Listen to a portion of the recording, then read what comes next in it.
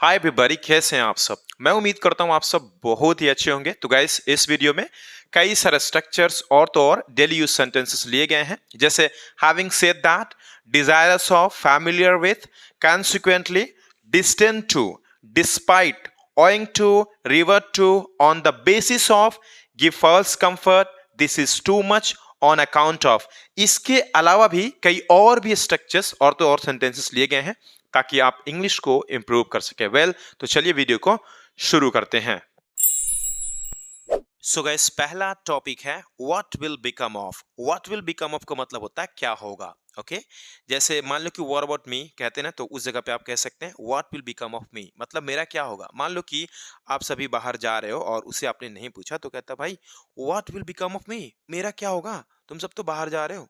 तो उस सेंस में आप इसे यूज कर सकते हैं। ओके तो यहाँ पे एग्जांपल्स को देखिए और भी अच्छी तरीके से आप समझेंगे। जैसे हमारे बच्चों का क्या होगा यदि उन्हें उचित शिक्षा नहीं मिलती है, तो उनका भविष्य अनिश्चित होगा, अनसर्टेन हो जाएगा। ओके हमें उनकी सफलता सुनिश्चित करने के लिए क्वालिटी एजुकेशन में निवेश करना चाहिए। What will become of our children if they don't receive proper education? Their future will be uncertain. We must invest in quality education to ensure their success. या फिर अपने अकॉर्डिंग आप सिंपल में भी यूज कर सकते हैं, जैसे what will become of me, मेरा क्या होगा, what will become of him, उसका क्या होगा। तो जो भी सेंस अपने अकॉर्डिंग बनाएंगे यूज कर सकते हैं। नेक्स्ट, अगर हम एक दूसरे का सम्मान नहीं करेंगे तो हमारे समाज का क्या होगा। देखो, सम्मान के बिना लगातार संघर्ष होगा और सामाजिक व्यवस्था टूट जाएगी। What will become of our society if we don't respect each other? Look, without respect, there will be constant conflict and a breakdown of social order. The next topic would be stuck in the middle of। Stuck in the middle of का मतलब होता है कि बीच में फंसना, मतलब बीच में फंस जाना। उस जगह पे आप stuck in the middle of को यूज कर सकते हैं। देखिए, अगर आप चाहें तो हर टेंस में, मॉडल्स में आप यूज कर सकते हैं यूजिंग गेट, मतलब स्टक से पहले गेट आप लगा सकते हैं और लगा करके हर टेंस में यूज कर सकते हैं अपने अकॉर्डिंग, जिस तरह से आप चाहेंगे। ओके तो चलिए कुछ एग्जांपल्स देखते हैं। जैसे बच्चा अपने माता पिता के बीच हुए झगड़े के बीच में फंस गया था, वह बहुत दुखी महसूस कर रहा था। The child was stuck in the middle of an argument between his parents. He was feeling very sad. गेंद पेड़ के बीच में फंस गई थी। लड़का उसे छूने की कोशिश कर रहा था, लेकिन वह नहीं पहुंच पा रहा था। The ball got stuck in the middle of the tree. The boy was trying to reach it, but he couldn't. Traffic jam बहुत भयानक था, मैं बीच में फंस गया था, आगे या पीछे नहीं बढ़ पा रहा था। The traffic jam was terrible. I was stuck in the middle, unable to move forward and backward. Next one is having said that.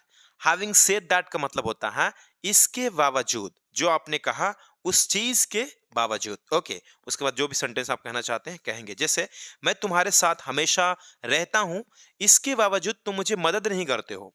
I always live with you. Having said that, you don't help me. मैंने उसे पैसे दे दिए थे, इसके बावजूद उसने झूठ बोला है। I gave money to him. Having said that, he has told a lie. उसकी माँ बीमार है, इसके बावजूद वह स्कूल जाता है। His mother is sick. Having said that, he goes to school. तुम ऑफिस गए थे, फिर भी, मतलब इसके बावजूद तुमने अपना काम कंप्लीट नहीं कर सका। You visited office. Having said that, you couldn't complete your work. Guys, यदि आपको वीडियो पसंद आ रही है तो वीडियो को लाइक करिए, शेयर कर दीजिए। ओके और हाँ, अगर आप स्ट्रक्चर्स के ई बुक चाहते हैं तो लिंक डिस्क्रिप्शन में है। तो अगला टॉपिक है कॉन्सिक्वेंटली, फलस्वरूप। ओके जैसे मैंने उससे गाली दिया, फलस्वरूप उसने मुझे चाटा मारा, इसलिए आप कह सकते हैं okay I abused him, consequently he slapped me. मैंने उसे नहीं जाने दिया, इसलिए उसने मुझे डांटा। I did not let him go, consequently he scolded me. मैंने तुमसे बात नहीं किया, फलस्वरूप तुमने भी मुझसे बात नहीं की। I did not talk to you, consequently you did not talk to me either. मैंने उसे पैसा नहीं दिया था, इसलिए उसने मेरा घर आया था।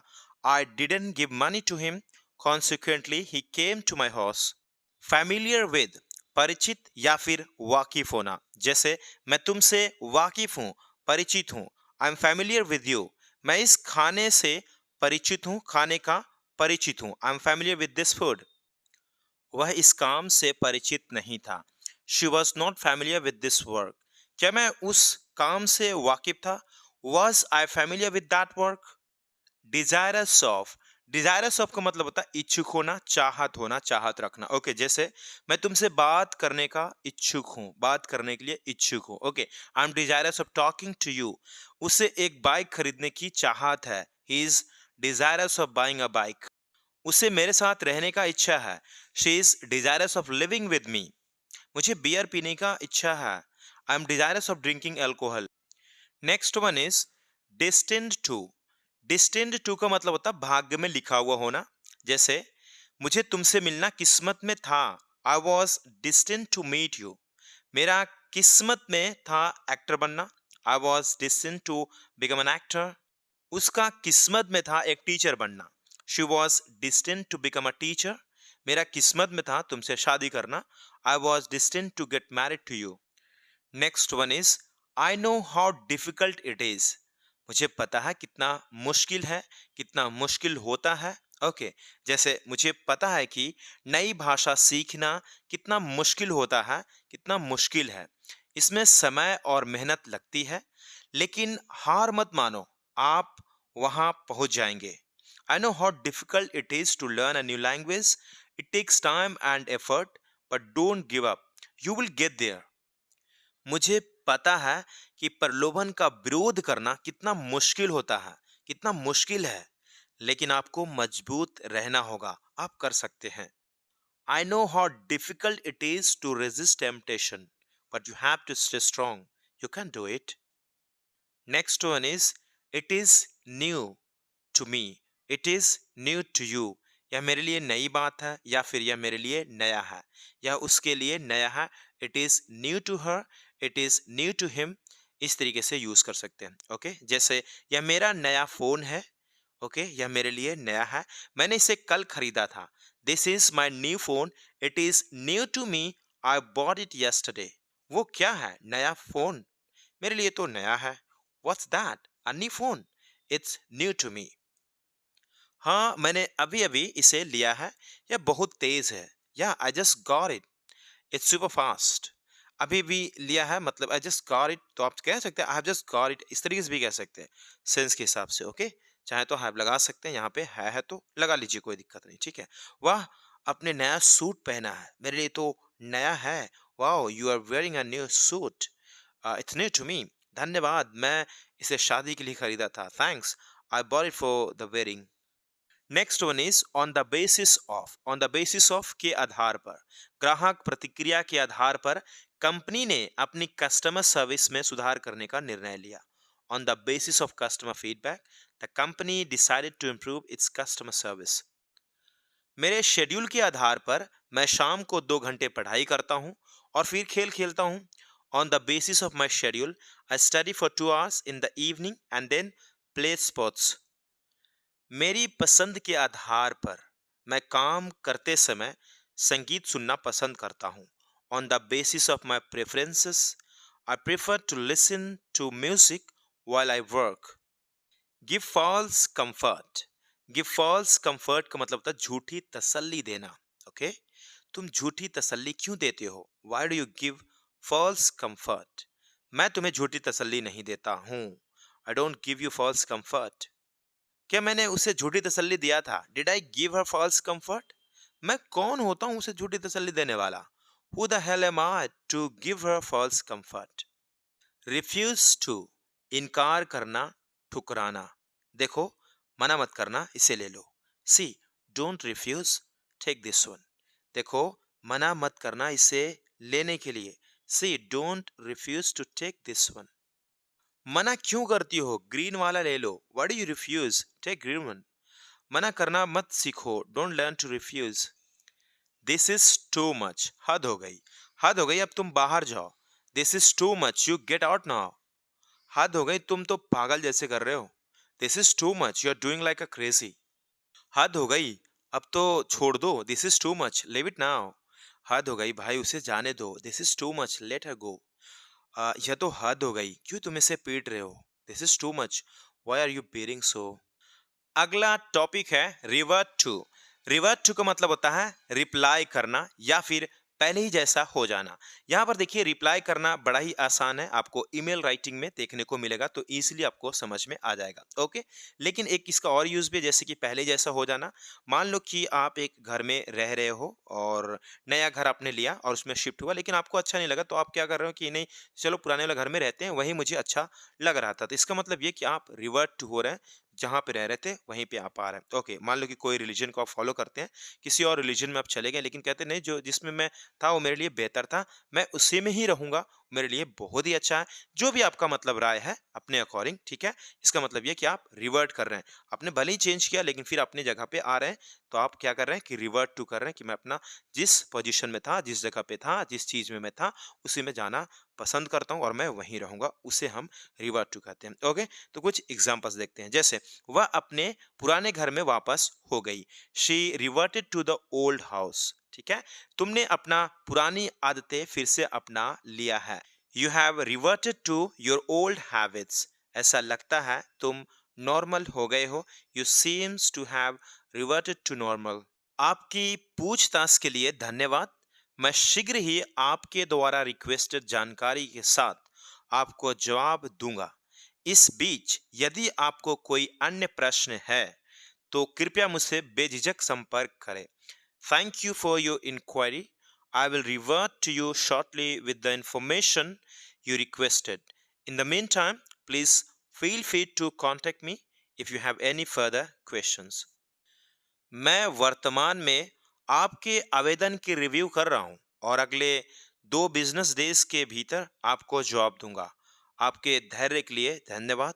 I am currently reviewing your application and will revert to you within the next 2 business days. Thank you for your patience.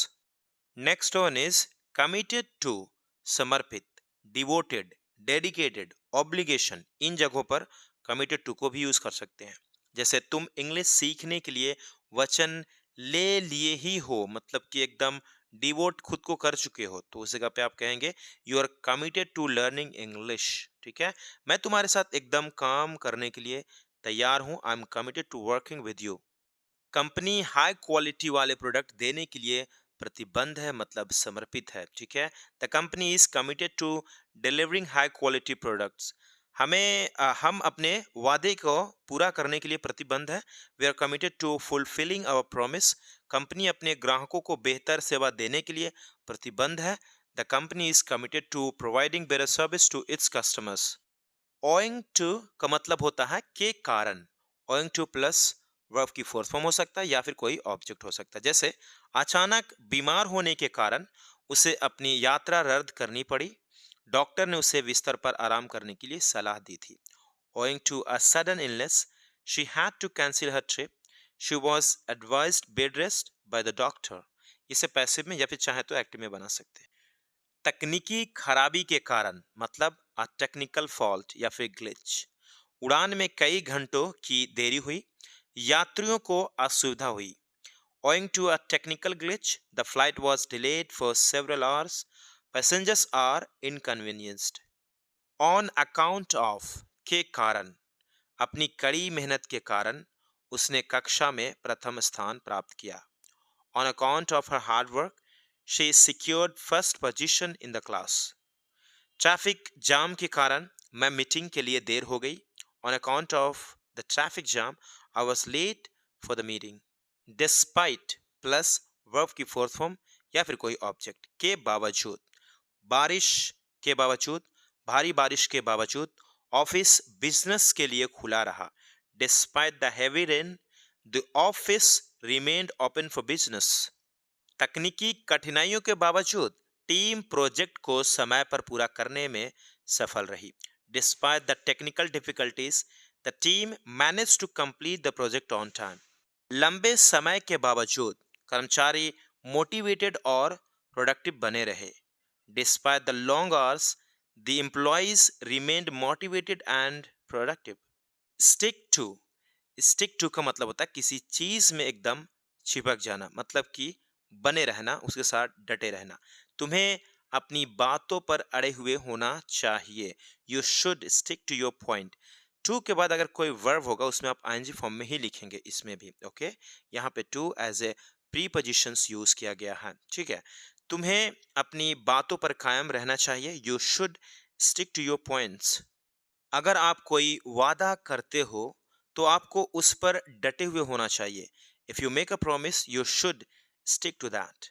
अगर आपने एक बार फैसला कर लिया तो डटे हुए रहो। Once you decided stick to that.